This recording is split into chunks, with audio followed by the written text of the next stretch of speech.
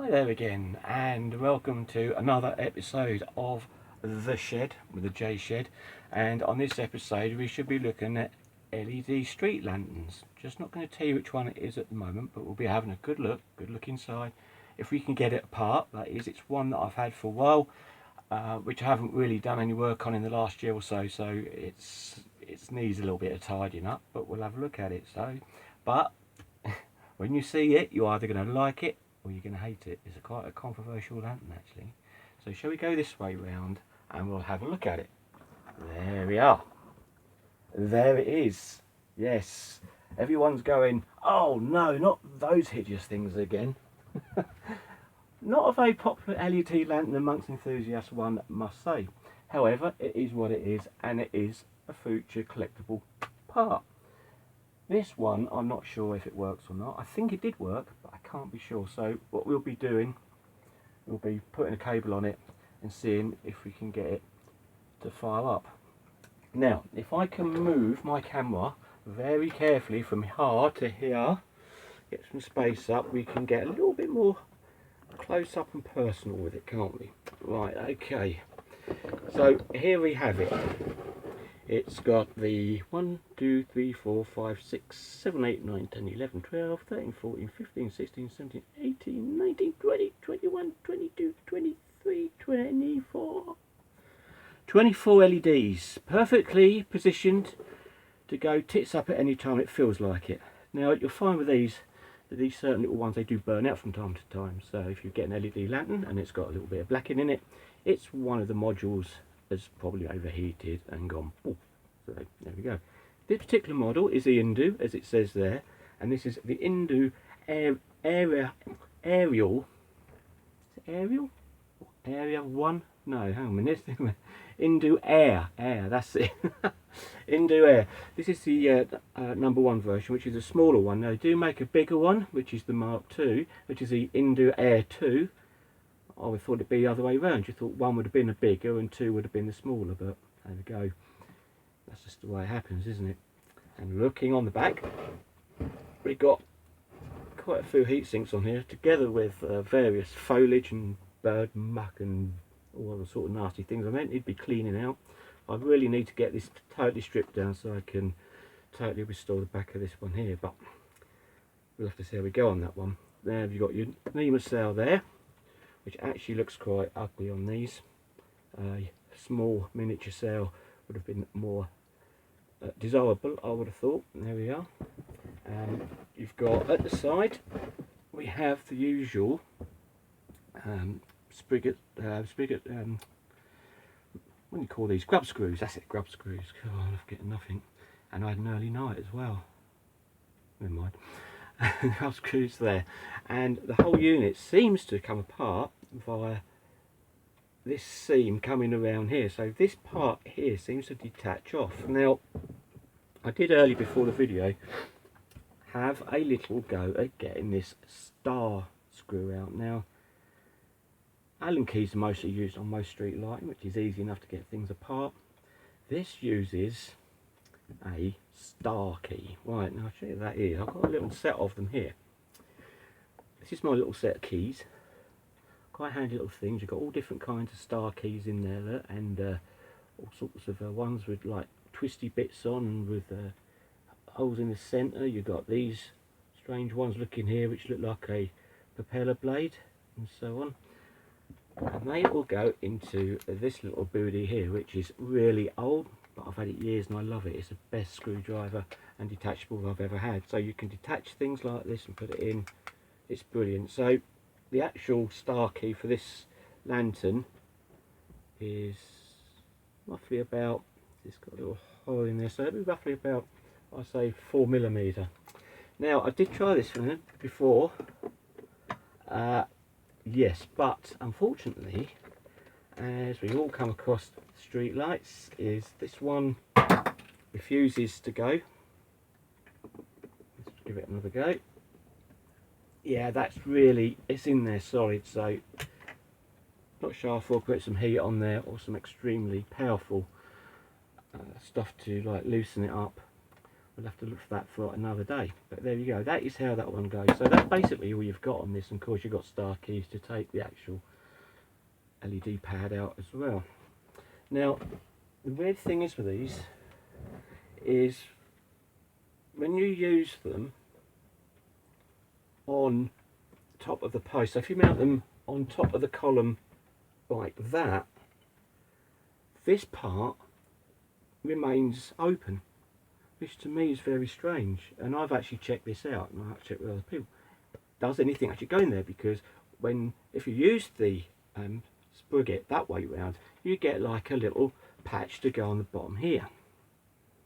Very strange. Anyway, now looking inside of this, it's not really a lot to it. It is missing, I don't know if you can see in there, I'm hoping we can get, the camera's going to pick this up. Can you see this like metal bar there with two screw holes in? Well, that's where another clamp for when you put it post top on should be. Now I don't know if it come with one or if it didn't, or whether I've took it out at some point, I can't remember that. Basically you've also got, you can see the photo cell behind there, somewhere in there. See that? I don't know, I'm going to have to try and get a better camera angle on that, but I don't think I'll do that. This was the wire it actually come with. Now to change that is going to be very difficult to get into that joiner bar there. That's why we need to take this part out to get that on, but that's going to be for another day because it's going to be really hard to get that out. As I said, it's a very slim, funny looking thing, not the prettiest of lanterns, I must admit. But, and they also have they seem to have a problem of falling off the sprocket. When you mount them with the bracket out like that, and you put it on like that, they tend to drop off. A little bit of wind on the column, or a couple of lightly lads shaking the column, wobble wobble wobble, wallop droop, falls off. Very odd, that one. So anyway, what we're going to do is we're going to see if this will work. Now I'm going to safety test everything, and when I do things like this, if you do fall along, then you do it at your own risk. I always say don't bother doing this, let me do it, because then I can be the one that causes the sparks and things, you see. Well, hopefully I'm not going to get that. So anyway, what we're going to do is to get a wandering lead and see if we can quickly just pull this down a bit here. So basically just use a normal chop block here. It would be helpful if I prearranged it with the terminals out. Right, so that goes in that one like that. So that's easy to do. You don't need any really special equipment to run these lights. You can run them off, everything basically in my collection runs off a household circuit, which is also another good thing, because then you don't need to have capacitors in with lanterns that normally have capacitors, because you're not using that much current on its own, you see. So you've got one lamp, but if you've got a whole string of lamps all on a big line, then of course capacitors are needed to give that extra bump and keep the power nice and stable. Right, now let's see if this will go. Just get that in there, that's it. Okay, now put that over there because we don't want that touching anything. Now I'll come back again now. Hello. Now for this lantern, because it's light in the shed, and obviously if we use a normal photostat it's going to go off, so we are going to use what we call a shorting cell, which only has 2 pins, which keeps it live all the time. So when you put it in, it just bypasses and it will put it on. So we'll put this in round the back here like so. That goes in there and twists like that. Now here's the good part.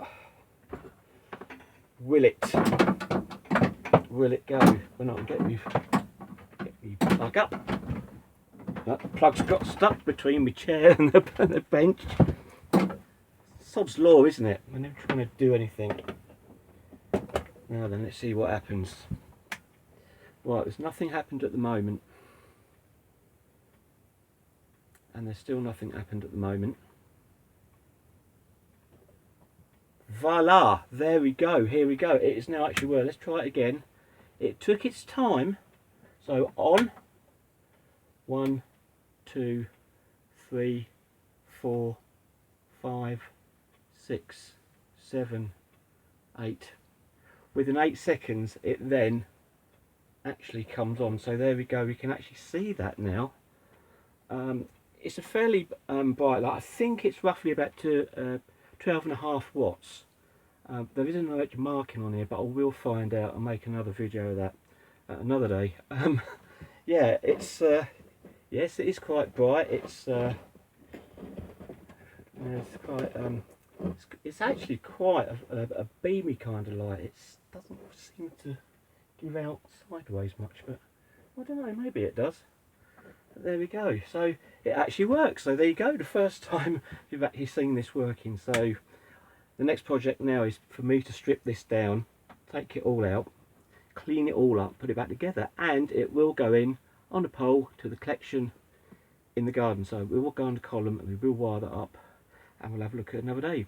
Well, there you go. Thanks for watching this one. Remember, don't attempt anything electric yourself, because you're a bit nasty, that is, sometimes if it goes wrong. So just let me know. Any questions, comments below, let me know. Thumbs up, subscribe if you haven't done already. And I'm talking fast because my memory card is about to run out, I think.